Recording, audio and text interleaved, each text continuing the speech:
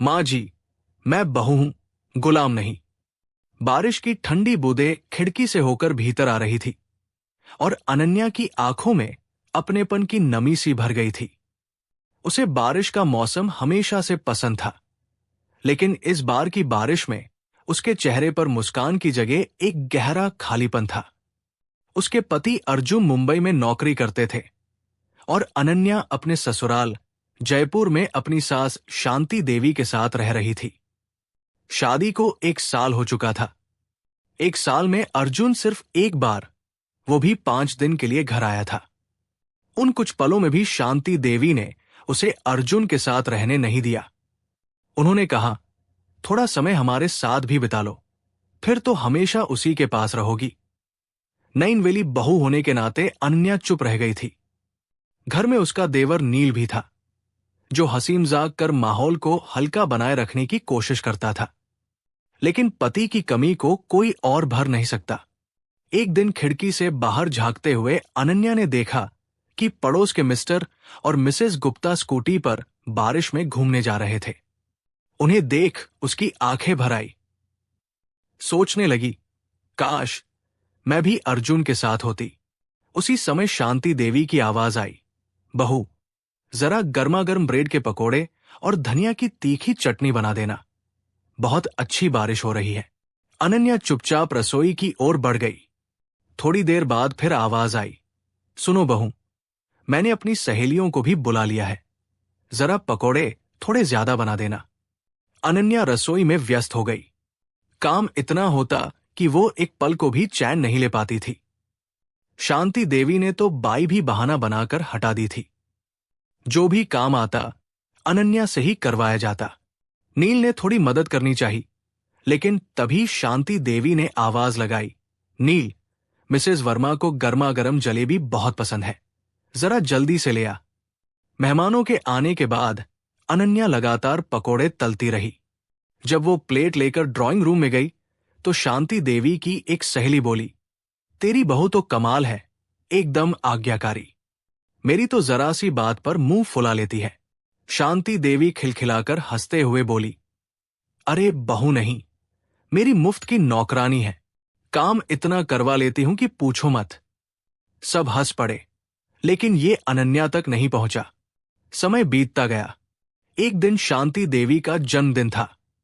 घर में पूजा रखी गई और फिर छोटा सा भोज। अनन्या दिन भर काम में लगी रही। दोपहर को शांति देवी ने कहा, बहू, जरा सबके लिए कॉफी बना दो।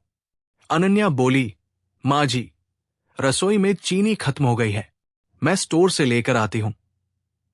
वो ऊपर गई तो देखा स्टोर रूम में ताला लगा है। वो चाबी लेने नीचे आई, तभी उसे सास की आवाज सुनाई दी।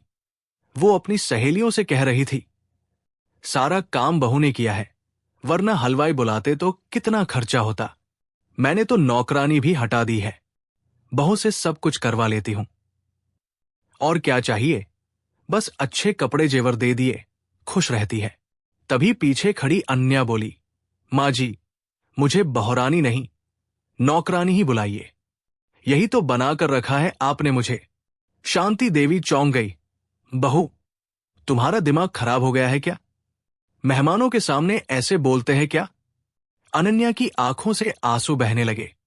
वो बोली, मेहमानों के सामने मुझे बोलने का हक नहीं, लेकिन आपके लिए मुझे नौकरानी कहना ठीक है? आपने सबको कह रखा है कि बहू खुद नहीं जाना चाहती अपने पति के पास, और मुझे कहती है अभी यही रहो। शांति देवी अवाक रह गई। एक महिला बोली, शांति जी, बहू को 1 साल हो गया है, आपने आज तक उसे अर्जुन के पास क्यों नहीं जाने दिया? अनन्या ने गुस्से और दो में अर्जुन को फोन मिलाया। अर्जुन, मेरी टिकट करवा दो, मैं अब और नहीं रह सकती यहां। आपसे शादी इसीलिए की थी क्या कि मैं आपकी मां की नौकरानी बनकर रहूं? अर्जुन स्तब्ध रह गया। उसने तुरंत अपने चचेरे भाई विवेक को फोन किया। विवेक, सब ठीक ना? विवेक ने स्पष्ट कहा, भाभी बहुत परेशान है, उनकी हालत देखकर मैं डर गया हूं, वो डिप्रेशन में जा रही है, कुछ करो अर्जुन, वरना देर हो जाएगी। अर्जुन ने तुरंत टिकट देखना शुरू किया। 15 दिन बाद की टिकट मिल पाई। उसने अनन्या को फोन किया, मैं तुम्हें लेने नहीं आ सकता, क्या तुम नील के साथ स्टेशन जा सकोगी? अनन्या ने तुरंत हामी भर दी। वो अब किसी भी हाल में वहां और नहीं रुकना चाहती थी। शांति देवी चुप थी।